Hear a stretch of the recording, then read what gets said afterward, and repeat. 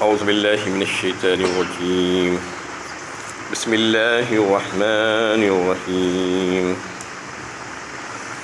یخلقکم فی بطون امہاتکم خلقا من بعد خلق فی ظلمات ثلاث ذالکم اللہ ربکم لہ الملک لا الہ الا ہوا فانا تصرفون۔ وہی تم کو تمہاری ماؤں کے پیٹ میں 3 تاریک پردوں کے اندر مرحلے در مرحلے شکلیں بدلتے ہوئے بالآخر انسانی شکل میں پیدا کرتا ہے۔ یہی اللہ تمہارا پروردگار ہے جس کی وہ قدرتیں ہیں، اس کے سوا کوئی معبود اور حاجت روا نہیں ہے۔ پھر تم کس طرح اس اللہ کی عبادت سے بہکائے جا رہے ہو۔ یہ سورہ زمر کی 6 آیت ہے۔ گزشتہ درس میں بھی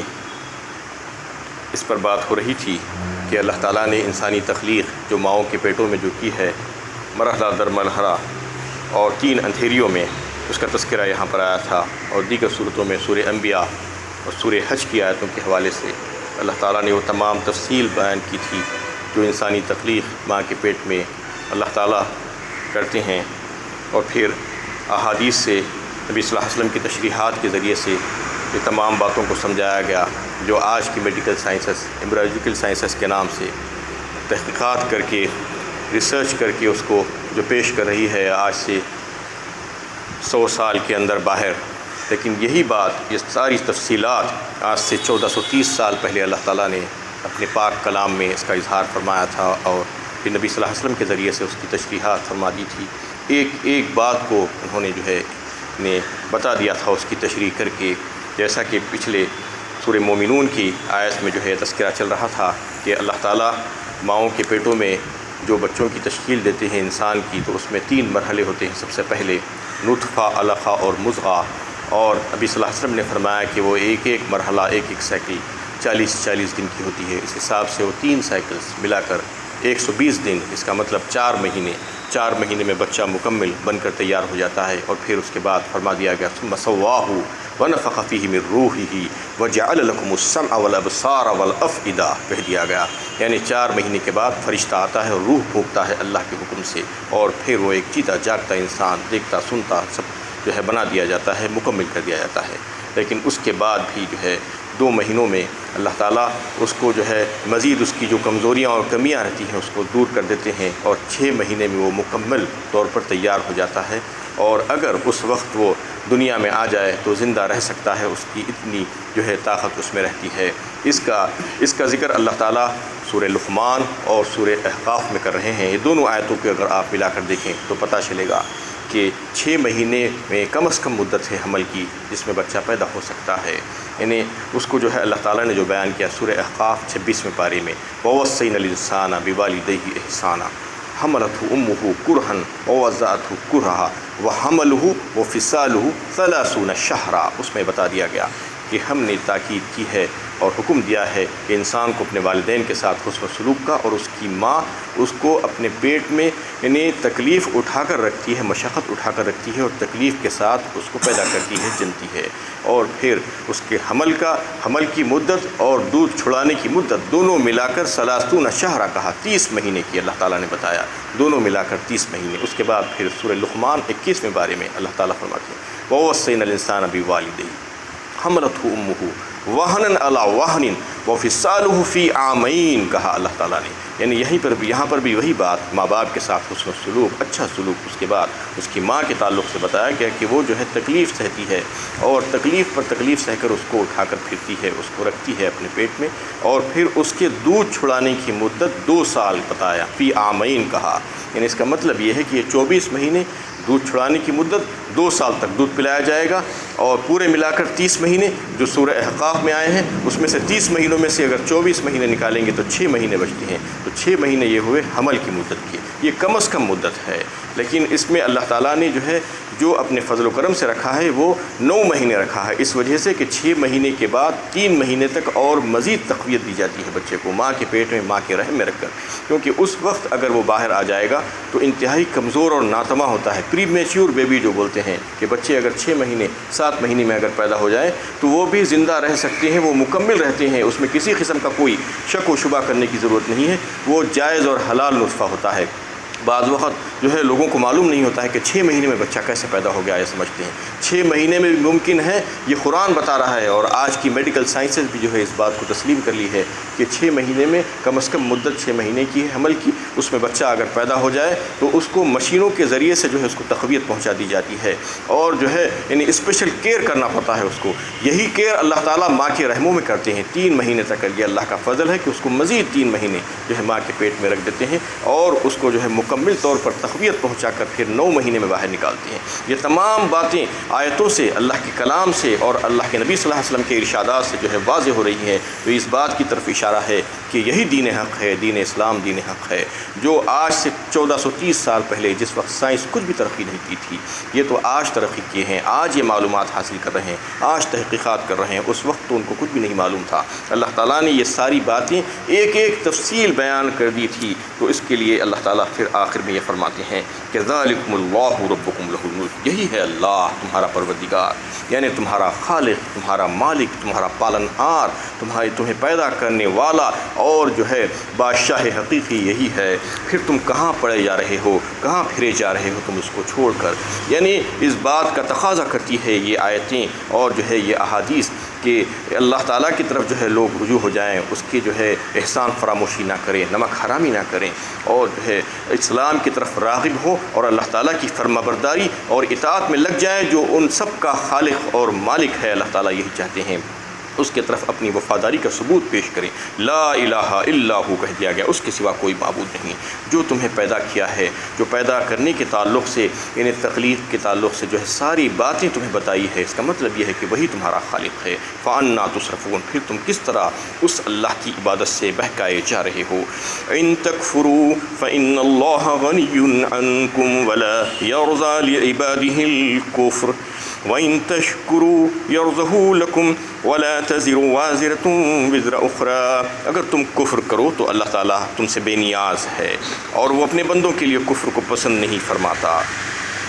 اور اگر تم شکر کرو یعنی اللہ تعالیٰ کو الہ واحد مانو اور اللہ کی تعلیم کے مطابق زندگی بسر کرو، تو اس کو تمہارے لیے پسند فرماتا ہے۔ کوئی بوجھ اٹھانے والا کسی دوسرے کا بوجھ نہیں اٹھائے گا۔ اس میں ایک بات تو اللہ تعالیٰ یہ فرما رہے ہیں کہ تمام باتیں بتائی گئی ہیں، تمام نعمتوں کا تذکرہ اللہ تعالیٰ کی طرف سے جو ہے کر دیا گیا ہے۔ یہ سب کچھ جاننے کے باوجود بھی اگر تم کفر کرو گے، ناشکری کرو گے، تو اللہ تعالیٰ نے اس کو پسند نہیں فرماتے ہیں، بلکہ اللہ تعالیٰ تو بے نیاز ہیں۔ تم چاہے کچھ کر لو، اگر تم سب مل کر بھی اللہ تعالیٰ کی شکر گزاری میں لگ جاؤ، اس کی بندگی میں لگ جاؤ، تو بھی اس کی خدائی میں کسی قسم کا کوئی فرق آنے والا نہیں ہے۔ لیکن اگر تم ناشکری کرو گے تو اللہ تعالیٰ اس کو جو ہے اس سے خوش نہیں ہے۔ ہاں، تم اگر شکر گزاری کا جذبہ رکھو گے تو پھر اللہ تعالیٰ اس سے خوش ہوتے ہیں۔ لئن شکرتم لأزیدنکم، ایک اصول بتا دیا گیا ہے سورہ ابراہیم پارہ 13 میں،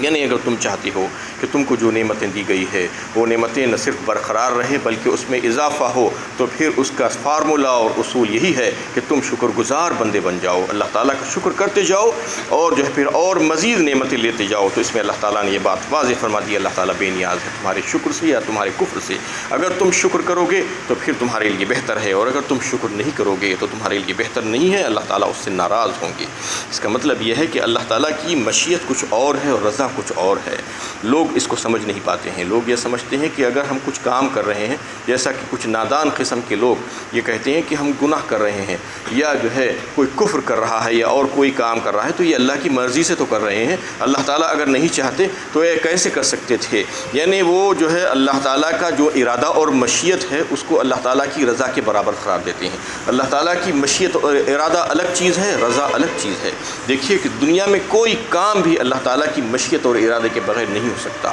چاہے وہ کچھ بھی کیوں نہ ہو۔ اللہ تعالیٰ نے شیطان کو بھی جو ہے مقرر کیا ہے، اس نے جو ہے اللہ تعالیٰ سے نے مدد مانگی تھی اور جو ہے مہلت مانگی تھی، تو اللہ تعالیٰ نے اس کو عطا فرما دی، اور یہ بھی اللہ تعالیٰ کی مشیت ہی تھی کہ شیطان آ رہا ہے اور بھٹکا رہا ہے اور لوگوں کو گمراہ کرنے کی کوشش کرتا ہے، یہ اللہ تعالیٰ کی مشیت کے ساتھ ہے، اس میں ارادہ شامل ہے اللہ تعالیٰ کا۔ ویسے ہی اللہ تعالیٰ پیغمبروں کو بھی بھیجے ہیں، آسمانی کتابوں کو بھی بھیجے ہیں لوگوں کی ہدایت کے لیے، یہ اللہ تعالیٰ کی مشیت ہے۔ لیکن اللہ تعالیٰ کی مرضی اور رضا کس میں ہے؟ بندہ اللہ تعالیٰ کا شکر گزار بن جائے، سیدھے راستے پر چلے اور جو ہے خیر کا راستہ اپنائے، یہ اللہ تعالیٰ کی رضا ہے، اس میں اللہ تعالیٰ کی خوشی ہے اس میں۔ اور اگر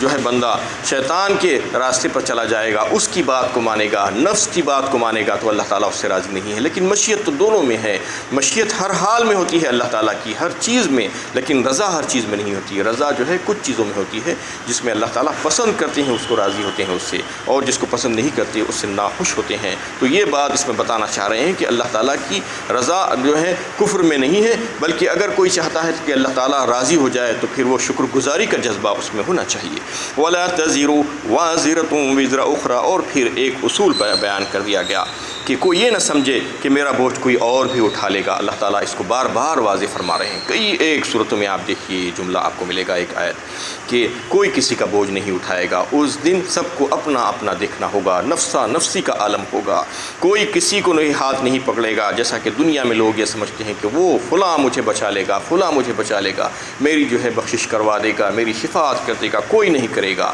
اللہ تعالیٰ اگر نہیں چاہیں گے تو تمہیں سفارش کی اجازت بھی تمہارے لیے نہیں دیں گے۔ تو اس میں یہ بات بتا دی گئی ہے کہ جو عمل کر کے جائے گا اسی کے مطابق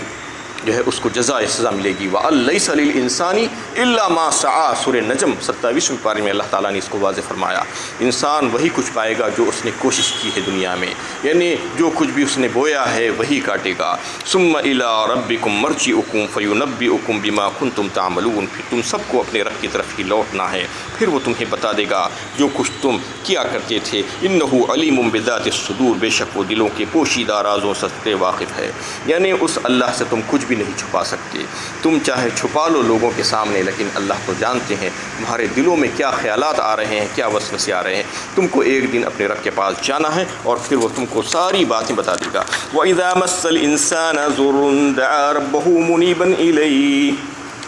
منيبا إليه ثم إذا خوله نعمة منه نسي ما كان يدعو إليه من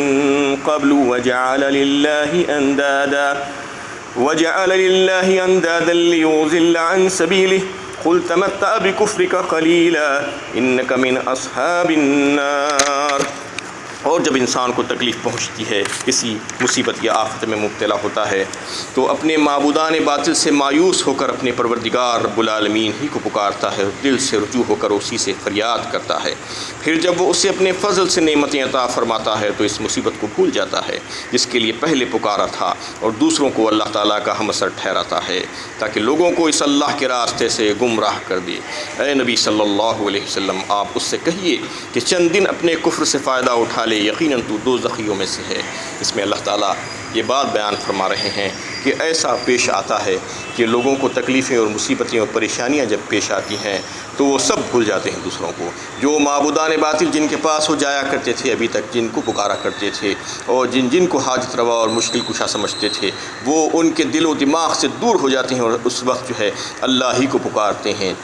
گڑ گڑا کر رو کر اللہ سے دعائیں مانگتے ہیں۔ اور پھر جب اللہ تعالیٰ اس بندے کی بات سن لیتے ہیں اور اس کو جو ہے اپنی نعمتوں سے نواز دیتے ہیں تو پھر ان کو ایسے بھلا دیتا ہے جیسا کہ اس نے ان کو پکارا ہی نہیں۔ اللہ تعالیٰ یہ فرما رہے ہیں، ثم اذا خوله نعمة منه نسي ما كان يدعو اليه من قبل وجعل لله اندادا ليضل عن سبيله، اس کے بعد پھر سے وہی کام، یعنی پہلے جو کیا کرتا تھا ویسے ہی پھر اللہ کے برابر شریک ٹھہرانے لگتا ہے اور لوگوں کو گمراہ کرنے کی کوشش کرتا ہے، اور کہتا ہے کہ فلاں کے پاس میں گیا تھا، انہوں نے میری مشکل پریشانی دور کر دی، فلاں بزرگ کی ایسی کرامتیں، فلاں صاحب کی ایسی باتیں، وہ سب کہنے لگتا ہے، اللہ تعالیٰ کو بھلا دیتا ہے۔ اللہ تعالیٰ فرما رہے ہیں کہ اچھا تمہیں جو ہے پتہ چل جائے گا، کچھ دن مزے لے لو یہاں پر، قل تمتع بکفرک قلیلا انک من اصحاب النار، تمہیں کچھ دن رہنا ہے یہاں پر، یعنی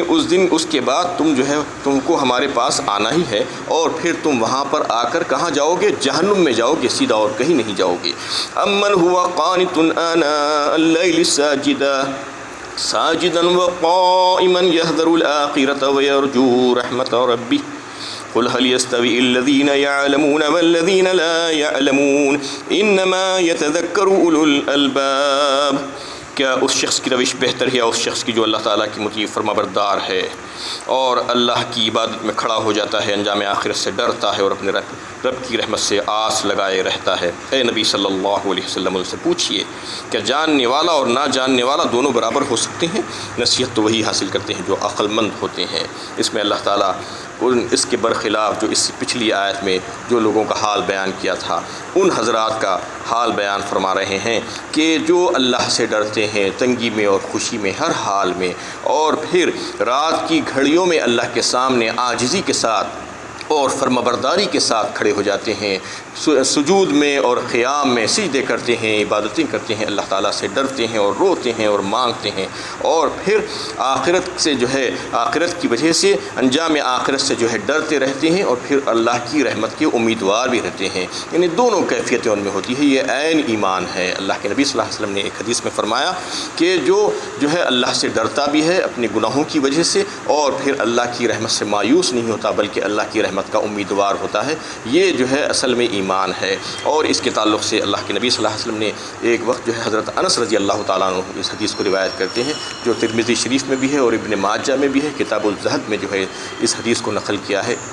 کتاب الموت میں۔ اور اس میں جو ہے اللہ کے نبی صلی اللہ علیہ وسلم ایک وقت ایک شخص کے پاس تشریف لے گئے جو سکرات الموت میں تھا۔ اس وقت آپ صلی اللہ علیہ وسلم نے اس سے پوچھا کہ تم اپنے آپ کو کیسا پاتے ہو؟ تو اس نے کہا کہ یا رسول اللہ، میں جو ہے اپنے گناہوں کی وجہ سے ڈرتا بھی ہوں اور اللہ سے رحمت کی امید بھی رکھتا ہوں۔ تو آپ صلی اللہ علیہ وسلم نے فرمایا کہ ایسے موقعوں پر اللہ کا بندہ جب اللہ سے جو ہے یہ دونوں امیدیں لگا کر رکھتا ہے، اس کی کیفیت ایسی ہوتی کہ دونوں چیزیں ایک ساتھ جمع ہو جائے، اللہ کی رحمت کا امیدوار بھی ہے اور جو ہے خوف بھی ہے اسے اپنے گناہوں کی وجہ سے۔ تو جس چیز کا وہ امیدوار ہے، جو رحمت جو ہے کا امیدوار ہے اللہ تعالیٰ سے، تو وہ اللہ تعالیٰ اس کو وہ عطا فرما دیتے ہیں، اور جس چیز سے وہ ڈر رہا ہے یعنی عذاب سے، تو اللہ تعالیٰ اس کو اس سے بچا لیتے ہیں۔ تو حضرت ابن عباس نے بھی ہے ایک وقت یہ فرمایا کہ جو چاہتا ہے کہ آخرت میں جو ہے اللہ تعالیٰ موقف حساب میں اس کو جو ہے پریشانیوں سے بچا لے، تو چاہیے کہ اسے اندھیری راتوں میں اٹھ کر کھڑا ہو جائے اور اللہ کے سامنے گڑ گڑائے اور سجدہ اور قیام کرے، تو اللہ تعالیٰ اس کو موقف حساب سے جو ہے